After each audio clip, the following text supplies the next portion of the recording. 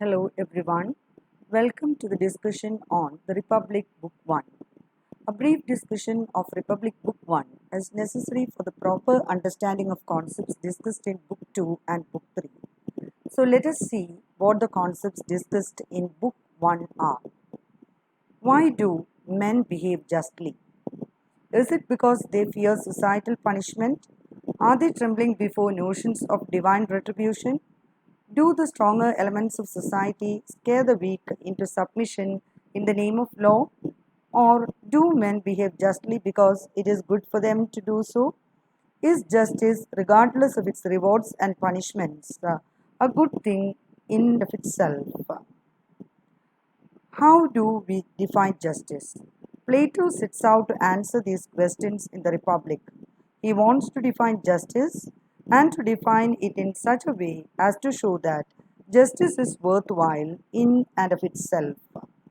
He meets these two challenges with a single solution, a definition of justice that appeals to human psychology rather than to perceived behavior.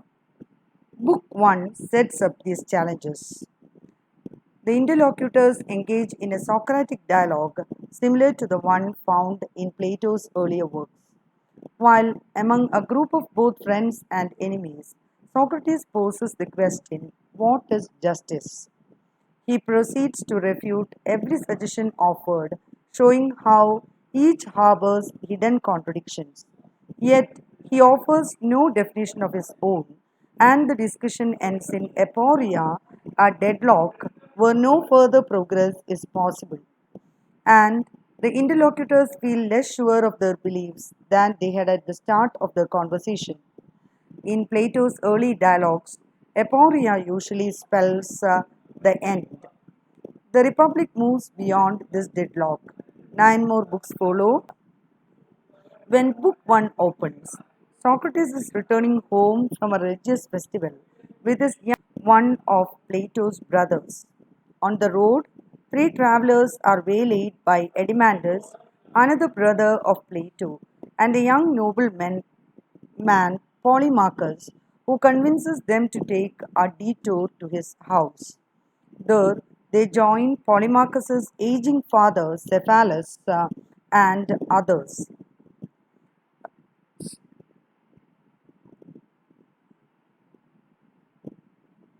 Socrates and the elderly man begin a discussion on the merits of old age. This discussion quickly turns to the subject of justice. Cephalus, a rich, well respected elder of the city and host to the group, is the first to offer a definition of justice. He acts as a spokesman for the Greek tradition. His definition of justice is an attempt to articulate the basic Hesiodic conception. What is that conception? That justice means living up to your legal obligations and being honest. Socrates defeats this formulation with a counter example, returning a weapon to a madman. You owe the madman his weapon, in some sense, if it belongs to him legally. And yet, this would be an unjust act because it would jeopardize the lives of others. So, it cannot be the case that justice is nothing more than honoring legal obligations and being honest. At this point, Cephalus excuses himself to see some sacrifices, and his son Polymarchus takes over the argument for him. He lays out a new definition of justice. Justice means that you owe friends help and you owe enemies harm. Polymarchus essentially recapitulates his father's remarks in the previous friendly conversation. Justice, he says, is exemplified in giving everyone what is due and proper to him. But Socrates is adamant in his refusal of the validity of such a definition, and he returns to his analogy of the friend and the sword. Surely, he says, this cannot be said to constitute justice. Polemarchus agrees and then argues that justice may be defined as giving everyone what is appropriate to him, and that it would be unjust to return a sword to a friend who is in a crazed condition. Then Polemarchus argues that it is appropriate to do good for one's friends and to do harm to one's enemies, and thus justice is attained. Socrates reveals many inconsistencies in this view. He points out that because our judgment concerning uh, friends and enemies is fallible, this credo will lead us to harm the good and help the bad. We are not always friends with the most virtuous individuals, nor are our enemies always the scum of society. Socrates points out that there is some incoherence in the idea of harming people through justice. All this serves as an introduction to Thrasymachus the sophist. We have seen through Socrates' close examination of Polemarchus and Cephalus that the popular thinking on justice is unsatisfactory. Thrasymachus shows the nefarious result of this confusion.